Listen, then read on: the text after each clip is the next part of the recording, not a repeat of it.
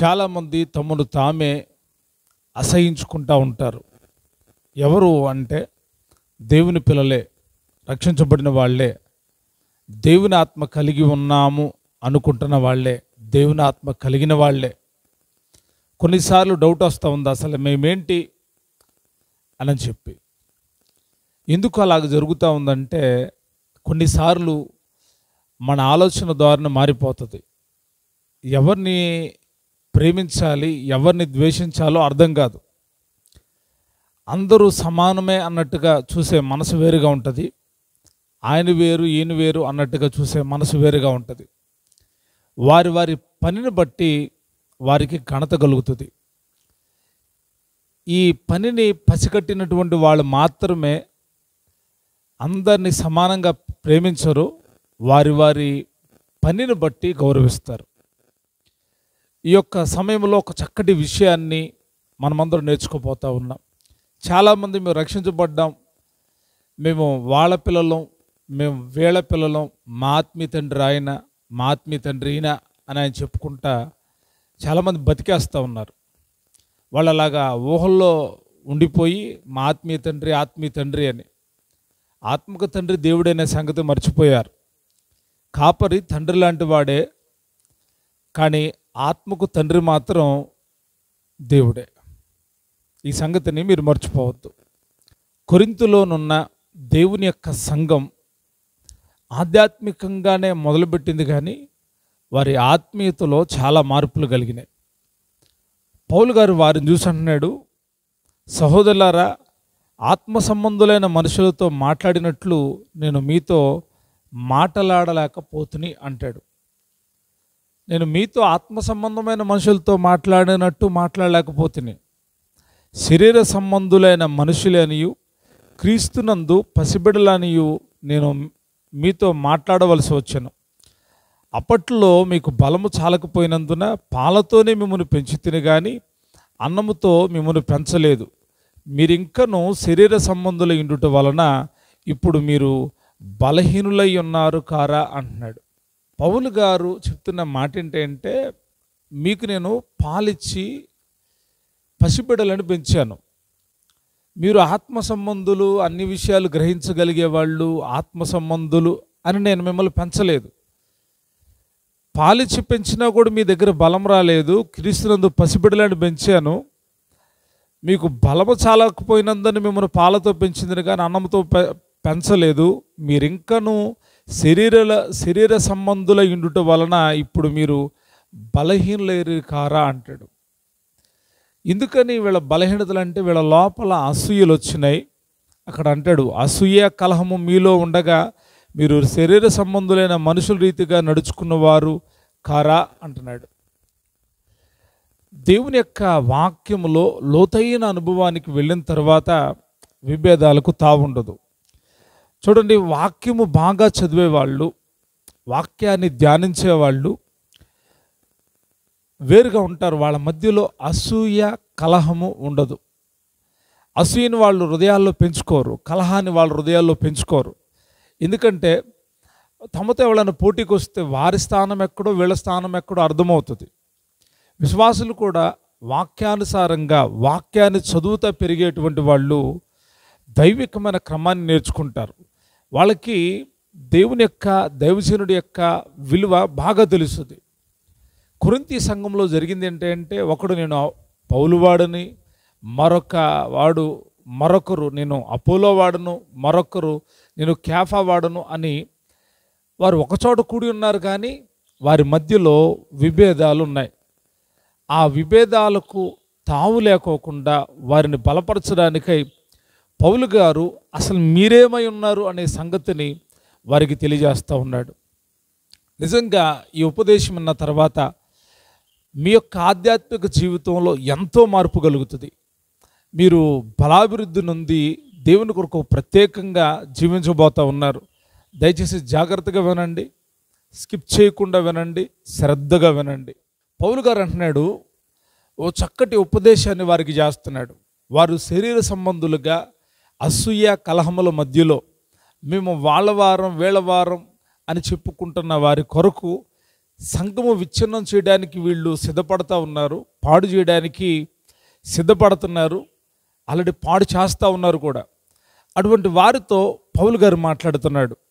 ఈ మాటలు చెప్పిన తర్వాత, మేము పరిచారకులమే, అపోలో నాటాడు, నేను నీళ్లు పోసాను, కానీ వృద్ధి చేసింది దేవుడు. మేము దేవుని పనివాళ్ళం. పనివాళ్ళల్లో కూడా స్థాయిలు ఉంటాయి కదా.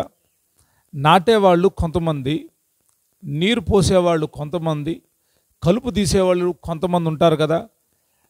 నాటేవాళ్ళు ఉన్నా, నీరు పోసేవాళ్ళు ఉన్నా, ఎరువు వేసేవాళ్ళు ఉన్నా, కలుపు తీసేవాళ్ళు ఉన్నా ఏమీ లేదు, కానీ వృద్ధి చేసే దేవుళ్ళలోనే సమస్తం ఉంటుంది. కాపరులు, అపోస్తలులు, ప్రవక్తలు, స్వార్థికులు, ఉపదేశకులు దేవుని సంఘ క్షేమాభివృద్ధి కొరకు పరిచర్య ధర్మాన్ని జరిగించే పరిచారకులు. కాబట్టి వారి వారి పరిచర్యలను బట్టి వారు పరిచర్య చేస్తారు. ఒకరు అపోస్తలు అవ్వచ్చు, అంత మాత్రాన మీకున్న కాపరిని మీరు తక్కువగా చూడకూడదు. ఒకరు ప్రవక్త అవ్వచ్చు, అంత మాత్రాన మీకున్న కాపరిని మీరు తృణీకరించకూడదు.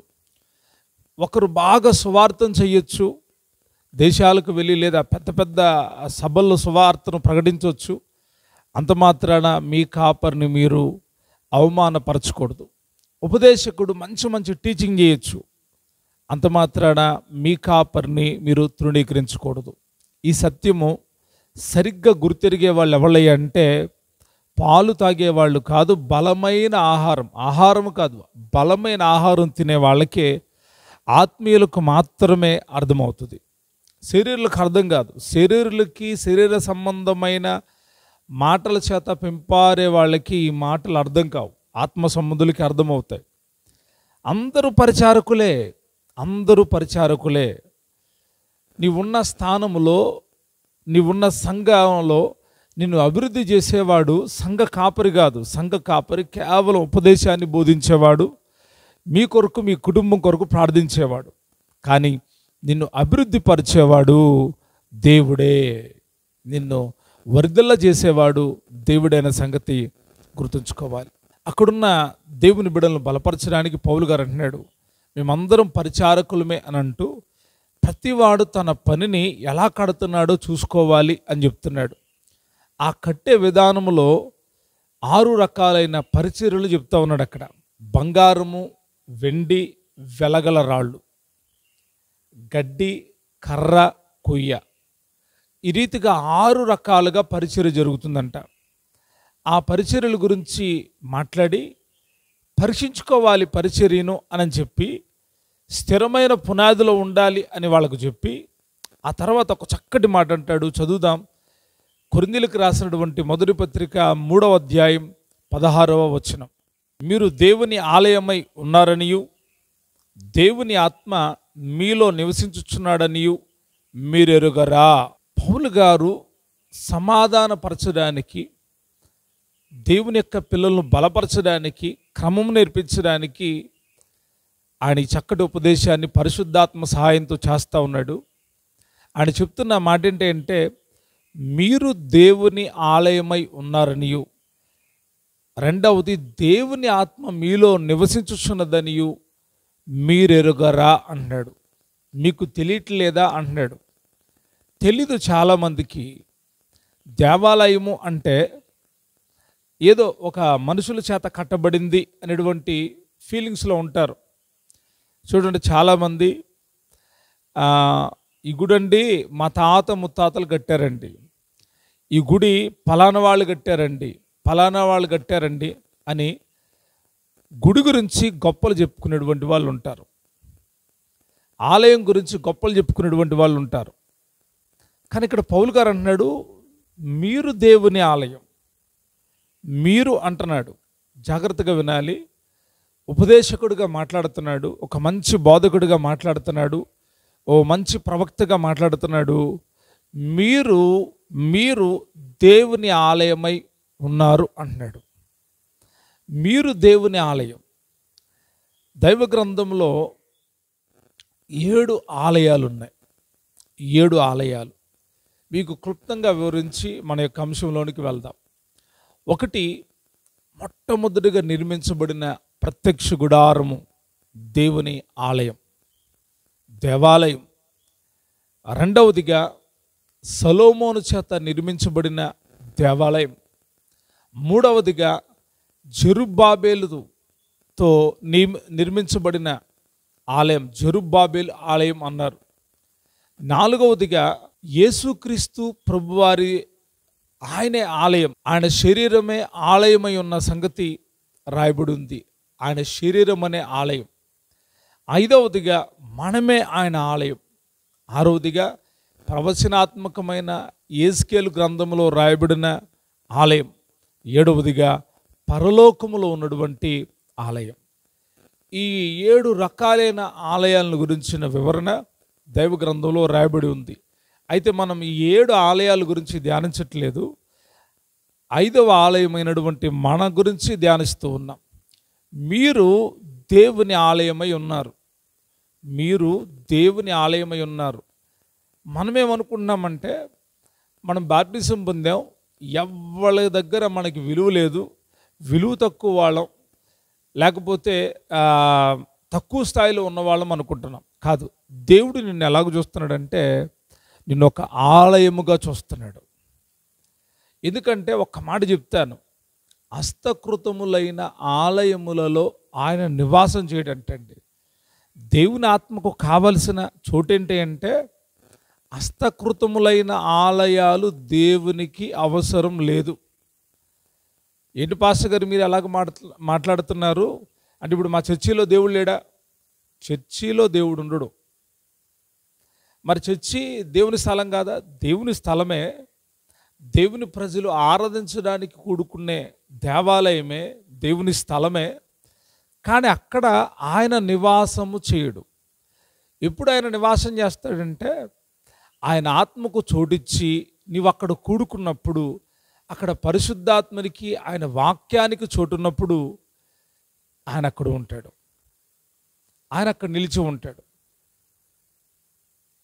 ప్రియదేవుని బిడ్డలారా గమనించండి, దేవుని ఆలయము అని పేరు పెట్టబడిన ప్రతి చోట ఆయన నిలిచి ఉంటాడు అనేది అసంభవం. హస్తకృత ఆలయాల్లో దేవుడు నివాసము చేయడు. ఇక్కడ ఉంటాడండి దేవుడు, ఇక్కడే ఉన్నాడు అని నిరూపించడానికి అద్భుతాలు చేసిన, స్వస్థతలు చేసిన ఆ స్థలములో దేవుడు నిలిచి ఉండడు. పాత నిబంధన కాలంలో ఆయన మహిమ స్థలం మీదకి, మందిరం మీదకి, గుడారంలోనికి దిగొచ్చింది. కానీ క్రొత్త నిబంధన కాలంలో ఆయన యొక్క ఆలయము మనమే ఉన్నాం. మరొక మాటను కూడా చదువుదాం. 6వ అధ్యాయం 19వ వచనంలో కూడా ఒక చక్కటి మాట రాశాడు పౌలు గారు. 6వ అధ్యాయం 19వ వచనం, మీ దేహము దేవుని వలన మీకు అనుగ్రహింపబడిన మీలోనున్న పరిశుద్ధాత్మకు ఆలయమై ఉన్నదని మీరెరుగరా అన్నాడు. మీ దేహము పరిశుద్ధాత్మకు ఆలయం. మొదట చదివిందేమో మీరు దేవుని ఆలయం. రెండవదిగా మీ దేహము దేవునికి ఆలయము, పరిశుద్ధాత్మకు ఆలయం. పరిశుద్ధాత్మకు ఆలయమై ఉన్నదని మీరు ఎరుగరా? తెలీదా? తెలియదు చాలామందికి. ఈరోజు గమనించాలి, మీ దేహము, మీ శరీరము పరిశుద్ధాత్మకు ఆలయమై ఉన్నది. మరొక మాట చెప్తాడు, కొరింథీయులకు రాసిన 2వ పత్రిక 6వ అధ్యాయం 16వ వచనంలో కూడా ఒక చక్కటి మాట దేవాలయం గురించి చెప్తాడు. చదువుదాం. దేవుని ఆలయమునకు విగ్రహములతో ఏమి పొందిక?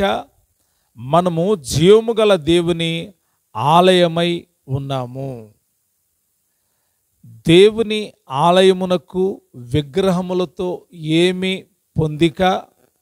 మనము జీవము గల దేవుని ఆలయమై ఉన్నాము. ఈ మాటలో చాలా లోతైన విషయం ఉంది. దేవుని ఆలయమునకు విగ్రహములతో ఏమి పొందిక? కొన్ని దేవాలయాలు ఉంటాయి, వాటిల్లో విగ్రహాలు ఉంటాయి.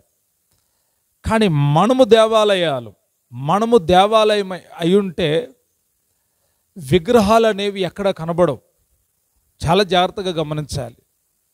యోహాను భక్తుడు ఏమంటాడంటే, లోకములో ఉన్నవాడి కంటే మీలో ఉన్నవాడు గొప్పవాడు అంటాడు.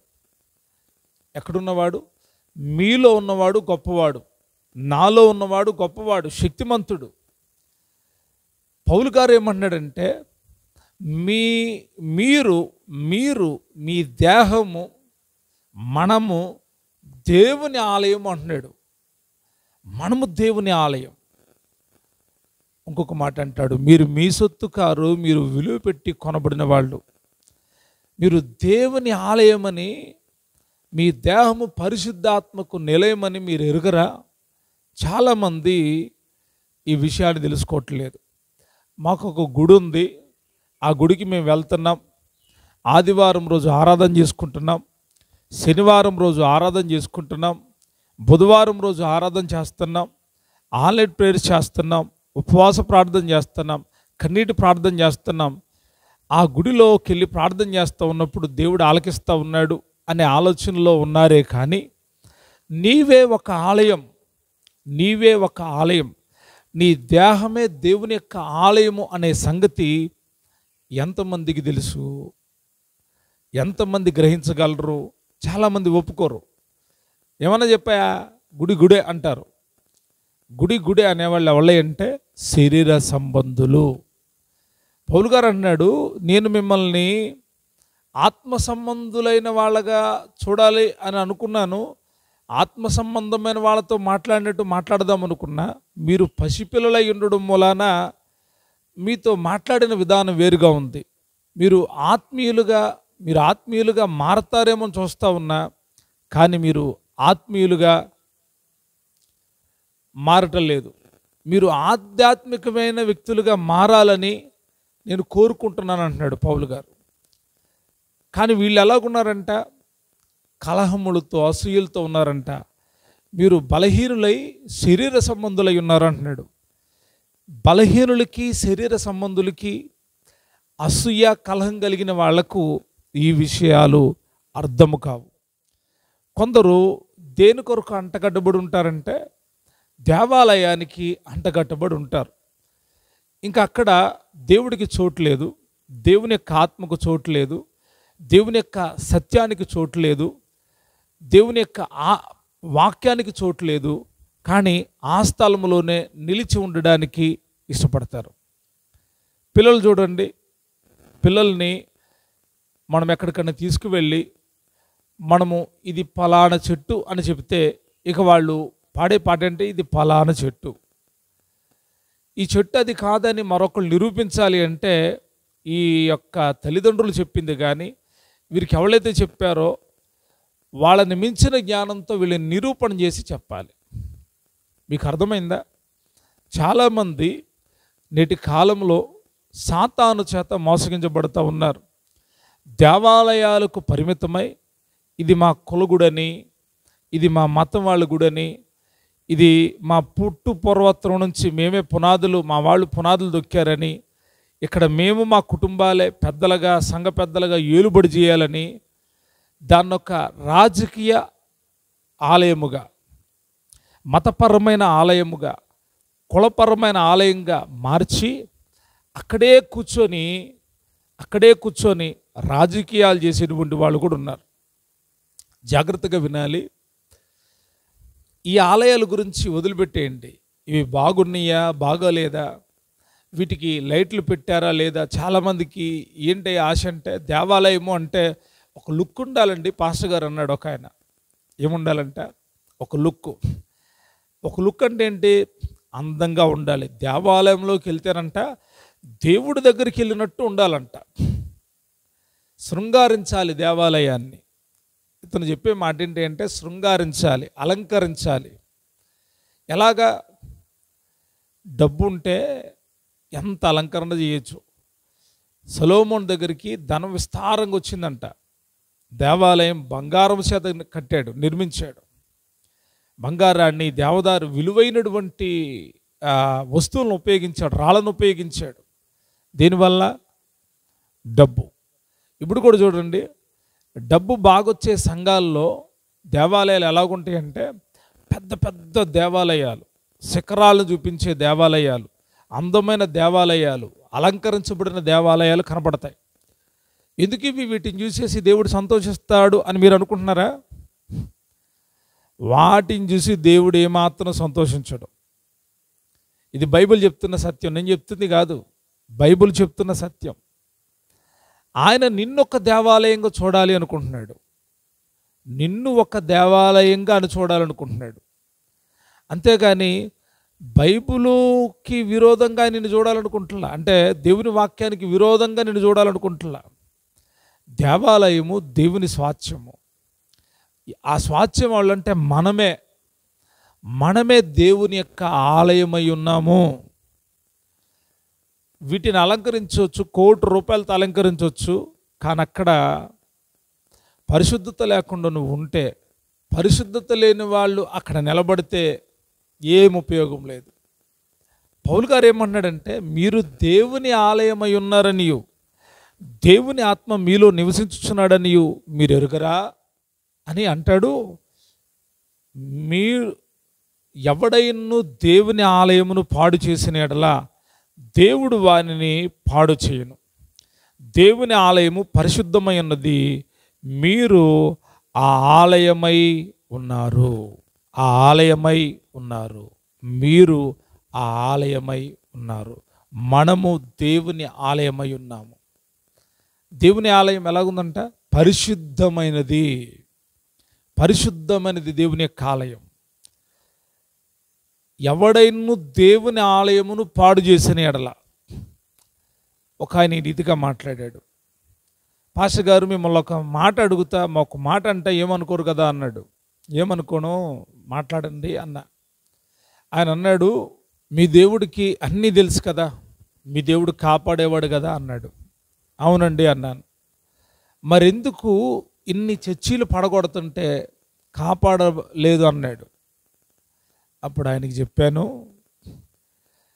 జనులకి ఏం తెలిసాయి అంటే, ఒక చర్చిని పడదోసేసాము, మేము గ్రేట్. ఆ గుడి మీద సిలువను బీకేసాం, గ్రేట్. ఆ చర్చిని దుమారం చేసేసాం, మేము గ్రేట్. ఎన్ని చర్చిలో కోలు దోసేసాము అని రికార్డులు రాసుకుంటున్న వాళ్ళు కూడా ఉన్నారు. వాళ్ళు ఎన్ని రికార్డులు రాసుకున్నా బాధ ఏమి లేదు. ఎందుకంటే నా దేవుడు చర్చి కాదు, చర్చిలో ఉండే దేవుడు కాదు, అసలు మేమే దేవాలయాలు.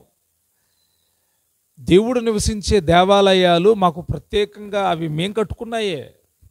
రేకులతోనో స్లాపులతోనో రాళ్లతోనో మేము కట్టుకున్నాయే, మా సామర్థ్యం కొలది. కానీ వాటిల్లో ఆయన లేడు. మీరేమనుకున్నారంటే వాటిని పడగొట్టేస్తే, వాటిని కోల్దోసేస్తే పెద్ద ఏదో గొప్ప కార్యం చేశారనుకుంటున్నారు. అది పెద్ద గొప్ప కార్యమేం కాదు. అది అసలు మీరు అనుకుంటున్నట్టుగా దేవుడు చూడలేదు, చేయలేదు. ఆయన ఆ పనిలో ఆయన జోక్యం చేసుకోడు. ఎంత ప్రార్థన చేసినా ఆపడు. జరగాల్సి వచ్చినప్పుడు ప్రభుత్వ అధికారులు, దుర్మార్గులు కొంతమంది ఉంటారు కదా, ప్రభుత్వ లెక్క ప్రకారం తీయాలనుకుంటే తీసేస్తారు. తర్వాత దుర్మార్గులు కొంతమంది ఉంటారు, గిట్టనటువంటి వాళ్ళు, మతపిచ్చగలిగిన వాళ్ళు, మతపిచ్చగలిగినటువంటి వాళ్ళు, కలహంగాళ్ళు, క్రూరులు, మూర్ఖులు ఉంటారు కొంతమంది. వాళ్ళ పని ఏంటంటే మందిరాలను పడగొడతాం, సిలువులు ఎరగొట్టడం, చర్చిలను ధ్వంసం చేయడం. ఈ బ్యాచ్ ఉంటారు, ఒక బ్యాచ్, సైతాన్ బ్యాచ్. వాళ్ళ పని ఏంటంటే వాళ్ళ పని అదే. వాళ్ళు ఏమనుకున్నారంటే పెద్ద విజయం సాధించేసాం మనం, ఎవరికి దొరకలేదు, దాన్ని పడగొట్టొచ్చాం, దీన్ని పడగొట్టొచ్చాం, ఎవడొస్తాడో చూసుకుందాం. అహంకారపూరితంగా ఎన్ని చేసినా ఆయన నవ్వుకుంటూ ఉంటాడు. అని చెప్పాను, నా దేవుడు నవ్వుకుంటాడయ్యా వాళ్ళని చూసి. ఎందుకంటే ఆయన తన పిల్లల్నే దేవాలయాలుగా చూస్తున్నాడు అని అనంగాల ఆయన షాక్ అయిపోయాడు. ఏంటండి అన్నాడు. అవునండి, మాకొక ప్రత్యేకమైన గుళ్ళు లేవు, ఇవి కేవలం మేము ఆరాధించడానికి కట్టుకున్న స్థలాలు మాత్రమే. మా గుడి అంటే మా గుండె గుడే, మా హృదయముల్లో ఆయన ఉన్నాడు, ఆయనకు మేము ఆరాధిస్తూ ఉన్నాం, ఆయన మేము కలిగి ఉన్నాం. మా గుండెల్లో నుంచి యేసేను తీసివేయడం ఎవడికి సాధ్యం కాదని చెప్పాను. గుడిపైన ఉన్న సిలువను తీసేయచ్చు, గుళ్ళో ఉన్న వాటిని చెల్లాచెదరు చేయొచ్చు, కానీ గుండె గుడిలో ఉన్న యేసేను ఏమీ చేయలేరన్న. ఆయన ఒక్కసారిగా ఒక విధంగా అయిపోయాడు. ఏంటండి మాట్లాడరేంటన్నా? బాబు నాకు అంత అర్థం కాలేదు, నువ్వు చెప్పిన తర్వాత అర్థమైంది, యేసుప్రభు వారు గొప్ప దేవుడయ్యా అన్నాడు. నమ్ముకోండి అంటే నమ్ముతామండి, నమ్ముతాం అని అంటున్నాడు. ఎందుకు ఈ మాట నేను చెప్తున్నానంటే, మన దేవుడు మనల్ని ఆలయాలకు చూస్తున్నాడు, ఆయన ఆత్మను మనలో ఉంచాడు. కాబట్టి మనం జాగ్రత్తగా ఉండాలి. కాబట్టి మనం ధైర్యంగా ఉండాలి. కాబట్టి మనం పరిశుద్ధంగా ఉండాలి. మీరు పరిశుద్ధ జనము, మీరు పరిశుద్ధ ఆలయమై ఉన్నారు. అపవిత్రత ఎక్కడ మనలో చోటు చేసుకోకూడదు. పరిశుద్ధత కలిగి జీవించాలి. ఆయన కోరుకునే ఆలయం పరిశుద్ధమైన ఆలయం. కాబట్టి ప్రియ దేవుని బిడ్డలారా గమనించండి, మనం ఎక్కడెక్కడ ఆలయాలు చూసి ఎవరో బాప్టిస్టులు వచ్చారు, మా ఆత్మీయ తండ్రి అయినా లేకపోతే ఈయన తండ్రి అయినా గొడవలు పెట్టుకోకండి. వారందరూ పరిచారకులు. ఇదివరకు మిషనరీస్ ఎంతోమంది వచ్చి ఇక్కడ చాలామందికి బాప్టిసాలు ఇచ్చి వెళ్ళిపోయారు. ఇప్పుడు మరి వారందరికి ఆత్మీయ తండ్రి ఎవరంటే పలానా ఆయన అని చెప్తారా? మన ఆత్మకు తండ్రి ఒక్కళ్ళే, ఆయన ప్రభువైన యేసుక్రీస్తు వారు. రెండవదిగా మన ఆత్మను బలపరచడానికి నడిపించే కాపరి తండ్రే. ఆయన నీ ఆత్మను కాపాడే తండ్రి కానీ ఆత్మీయ తండ్రి కాదు, కాపాడేటువంటి తండ్రి మాత్రమే. కనుక గుర్తుంచుకొని విభేదాలతో కాదు, ఎదిగిన మనసుతో ఆలోచిస్తే విభేదాలుండవు. ఆధ్యాత్మిక మనసుతో ఆలోచిస్తే కలహాలుండవు, అసూయలుండవు. వారి పిలుపుని బట్టి గౌరవాన్ని వాళ్ళు పొందుకుంటారు. వారి విశ్వాసులు కూడా గౌరవిస్తారు. వారిలో విశ్వాసుల్లో భేదాలు రావు, విశ్వాసుల్లో కక్షలుండవు, అసూయలుండవు. శరీర సంబంధులుగా ఉన్న వారి మధ్యలో అసూయలు, భేదాలు. చూడండి, ఒక్కొక్కసారి వారి సొంత కాపరిని గౌరవించరు, వేరొకరిని గౌరవిస్తారు. వారి సొంత కాపరికి విలువివ్వరు, వేరొకరికి విలువిస్తారు. వారి సొంత కాపరి ఉపదేశాన్ని ప్రకటించరు, కానీ వేరొకరి స్టేటస్లో పెట్టి ప్రకటిస్తారు. ఇదేం విచిత్రమో తెలియదు, కానీ వాళ్ళని చూసినప్పుడు నవ్వొస్తుంది నాకు. వీళ్ళు ఇంకా శరీరులుగా ఉన్నారే, వీరింకా ఎదగలేదు, వీరింకా ఆత్మీయులుగా మారలేదు, వీరింకా వాక్యంలో వర్ధిల్లలేదు. పేరుకేదో వస్తున్నారు, వింటున్నట్టు కనిపిస్తున్నారు, కానీ వీళ్ళు వర్ధిల్లలేదు. ఎందుకో తెలుసా? ఆధ్యాత్మికంగా వర్ధిల్లే వాళ్ళు తామున్న స్థానంలో నుండి సేవను ముందుకు తీసుకొని వెళ్తారు. పరిశుద్ధత కలిగిన వాళ్ళే, మేము ప్రభుకి దేవాలయాలమై ఉన్నాం, మేము ఎక్కడికి వెళ్ళినా పరిశుద్ధమైన మాటలు మాట్లాడి పరిశుద్ధత కలిగి జీవించి ప్రభు కొరకు జీవించేటువంటి వాళ్ళమై ఉన్నామని గ్రహించి కాపరికి లోబడుతూ ముందుకు వెళ్తారు. వారే నిజమైన దేవాలయాలు. కనుక వినని వాక్యం గుండెలో పెట్టుకోండి. ఇది కక్ష చేతో మిష చేతో విభేదాలు కలిగించడానికి చెప్పట్లా. హస్తకృత ఆలయాల్లో దేవుడు నివాసం చేయడు. దేవుడు నివసించే దేవాలయము మన హృదయమే, మన దేహమే. కాబట్టి పరిశుద్ధంగా జీవించి ప్రభు కొరకు జీవిద్దాం. అటు కృపను దేవుడు మనకు అనుగ్రహించి నడిపించును గాక.